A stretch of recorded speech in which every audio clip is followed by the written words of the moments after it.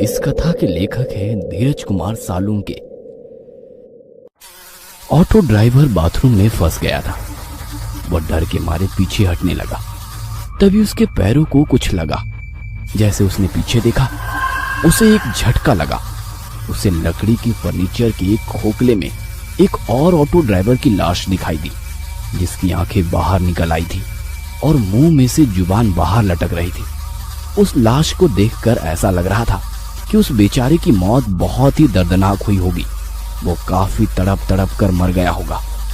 Auto driver को उस लाश के हाथ के पास एक टॉयलेट क्लीनर की बोतल दिखाई दी। ऐसा लग रहा था कि उस ऑटो ड्राइवर ने वो टॉयलेट क्लीनर पीकर खुदकुशी की थी। वो जल्दी से उस लाश से दूर हो गया और दरवाजे के ठीक सामने बनी टॉयलेट सीट पर बैठ गया। तभी उसे याद आया कि उसके पास उसका मोबाइल है। उसने अपना मोबाइल अपनी जेब से निकाला और अपने दोस्त को फोन किया। जैसे ही उसने फोन उठाया, रिक्शा वाले ने रोना शुरू कर दिया। राजू, मुझे बचाओ राजू, ये औरत मुझे मार डालेगी। ऑटो ड्राइवर फोन पर बात ही कर रहा था कि इतने में उसके हाथ से किसी ने उसका फोन छीन लिया। ऑटो ड्राइवर ने उसकी मोबाइल छीनने वाले की ओर देखा और डर के मारे उसके रोंगटे खड़े हो गए। उसे अपनी आंखों पर यकीन नहीं हो रहा था, क्योंकि उसका मोबाइल लकड़ी टेबल के नीचे पड़ी हुई लाश ने छीन लिया था।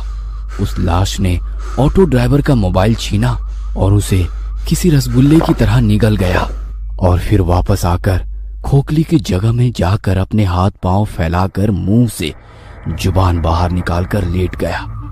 ऑटो ड्राइवर आंखें फाड़ फाड़ कर उस लाश की तरफ देख रहा था।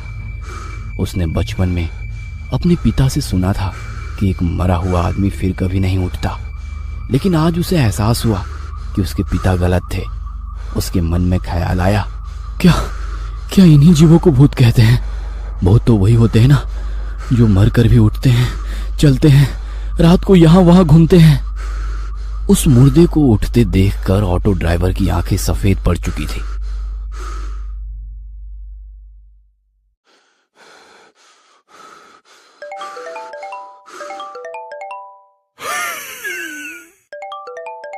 तभी अचानक से उसकी मोबाइल की रिंगटोन बजनी शुरू हो गई। उसका मोबाइल उस मुर्दे के पेट में बज रहा था। ये पक्का राजू का ही फोन होगा। ऑटो ड्राइवर मन ही मन बोल पड़ा। उसे समझ नहीं आ रहा था कि अब करे तो क्या करे। वो बड़ी ही मुश्किल में पड़ चुका था, क्योंकि वो अब ना तो राजू को कॉल कर सकता था, ना राजू का कॉल रिसीव कर सकता था। उसका मोबाइल 2-3 बार बजा, लेकिन कोई फायदा नहीं हुआ, क्योंकि फोन उठाना अब उसके लिए असंभव था। वो मोबाइल ही उसका बच निकलने का एकमात्र रास्ता था। और जब उसे महसूस हुआ कि अब वो रास्ता बंद हो गया है, तो वो फूट फूट कर रोने लगा।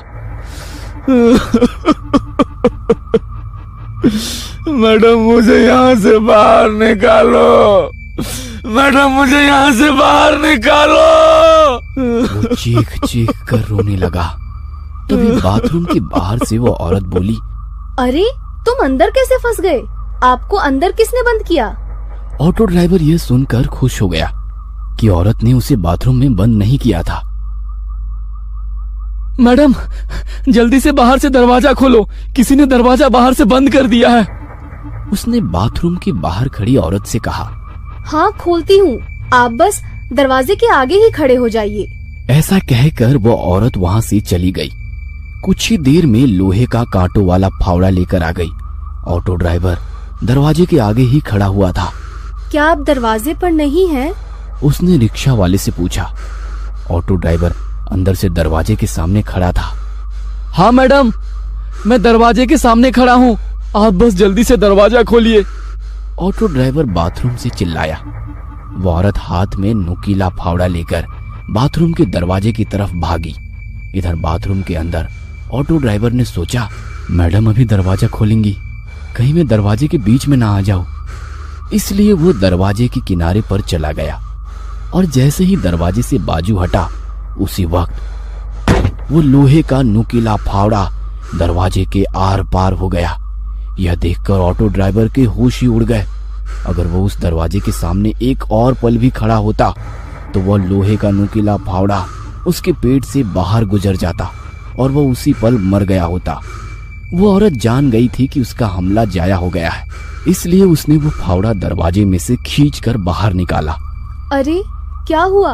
आप दरवाजे के सामने खड़े रहिए ना, मैं अभी दरवाजा खोल देती हूँ। वो औरत बहुत ही प्यार से बोली, लेकिन ऑटो ड्राइवर ने अपने मुंह से एक शब्द भी नहीं निकाला। अरे अरे डरो मत, मैं तो सिर्फ दरवाजा खोलने की कोशिश कर रही थी। एक बार फिर मीठी आवाज में बड़ी प्यार से बोली। अंदर ऑटो ड्राइवर का हाथ डर के मारे कांप रहे थे। उसे पता था कि अगर वो दोबारा दरवाजे के सामने गया तो वह औरत नुकीला फावड़ा उसके पेट में घुसेड़ देगी।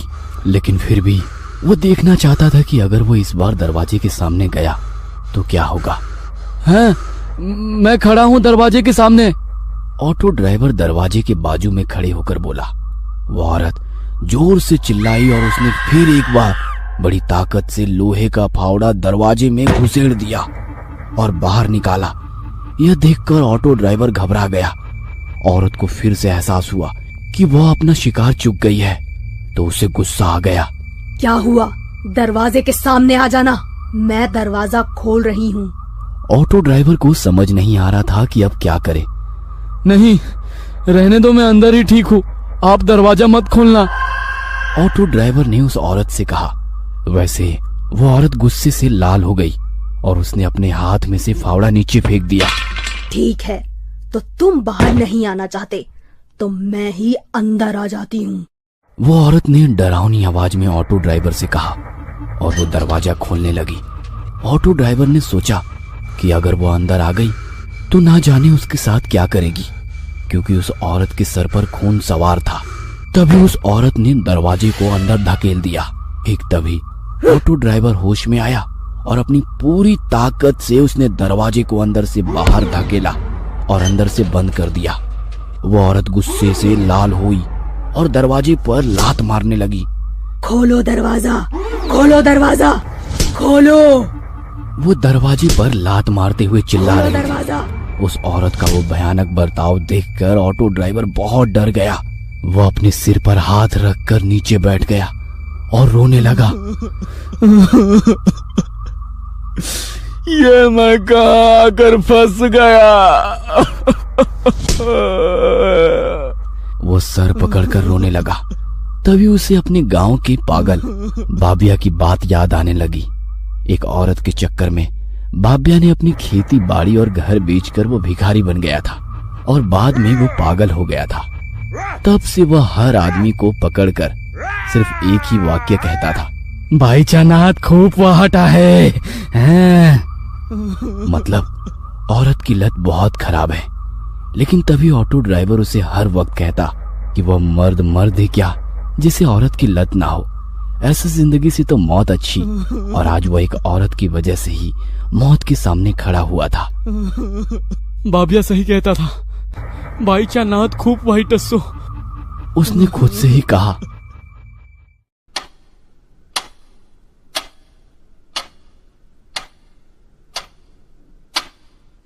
वो टॉयलेट सीट पर अपना सिर रखकर सोच रहा था। इतने में उसे एक ऑटो की आवाज सुनाई दी। उस घर के सामने एक ऑटो आकर खड़ा हो गया था।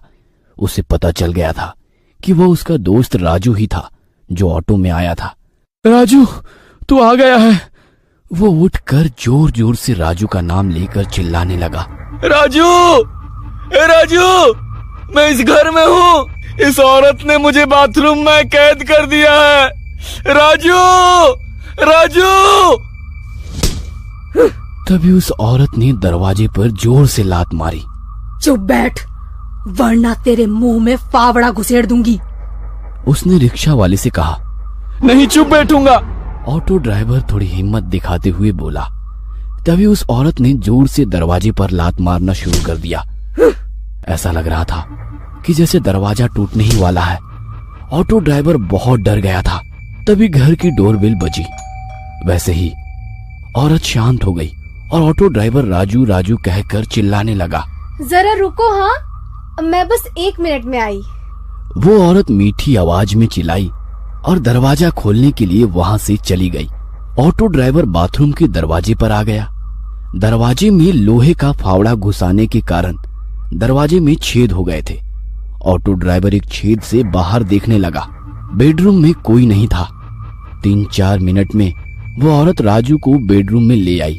राजू को देखकर ऑटो ड्राइवर ने चिल्लाना शुरू कर दिया, राजू बचाओ, इस औरत ने मुझे बाथरूम में बंद कर दिया है। राजू! राजू ने ऑटो ड्राइवर की आवाज सुन ली। वो दौड़ता हुआ बाथरूम के दरवाजे पर आया और बोला, रुको, मैं दरवाजा खोलता हूँ। उसने दरवाजा खोलने की कोशिश की, लेकिन वो खुल ही नहीं रहा था। इस औरत को मत छोड़ना राजू, इसने मुझे अंदर बंद कर दिया है। इसने मुझे मारने की कोशिश की है, खलास कर डालो इसको। ऑटो ड्राइवर ने बड़े गुस्से में राजू से ये कहा। यह सुनकर राजू गुस्से से लाल हो गया। उसने अपनी जेब से चाकू निकाला और जोर से चिल्लाया,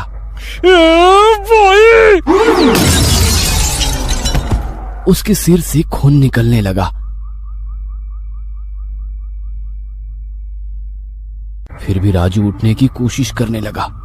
उस औरत ने पास में एक टेबल से एक शीशे का फलदान लिया और उसे फिर से राजू के सिर में जोर से पटक दिया और बोली, उप्स, तुम्हें तो लग गई।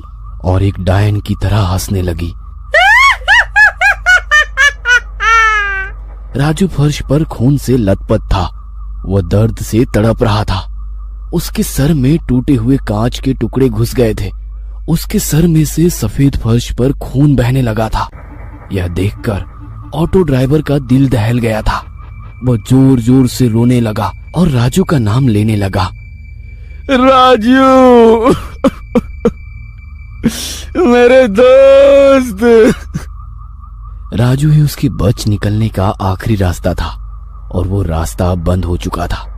वो औरत राजू के बगल में बैठ गई और उसने राजू का सिर अपनी गोद में रख लिया और उसके सिर पर हाथ फेरते हुए वो लोरी गाने लगी। सो जा मेरे राजकुमार, तुम हो मेरा सारा संसार। जब से तुम मुझे मिले, मेरा जीवन हुआ खुशहाल। जीवन में मेरे रंग भरे तूने ही लाखों हजार। सो जा मेरे राजकुमार, सो जा मेरे राजकुमार। वो लोरी गा रही थी। इतने में अचानक राजू ने अपने पास पड़े चाकू को उठाकर उस औरत के सिर में घोंप दिया। वो औरत चिल्लाई और फर्श पर गिर गई। क्या वो औरत मर गई? क्या घायल राजू जिंदा बच पाएगा? और क्या ऑटो ड्राइवर उस भूतिया बंगलो से बच निकलेगा? इन सभी सवालों के जवाब जानने के लिए इस कहानी का अगला पार्ट देखना मत भूलना।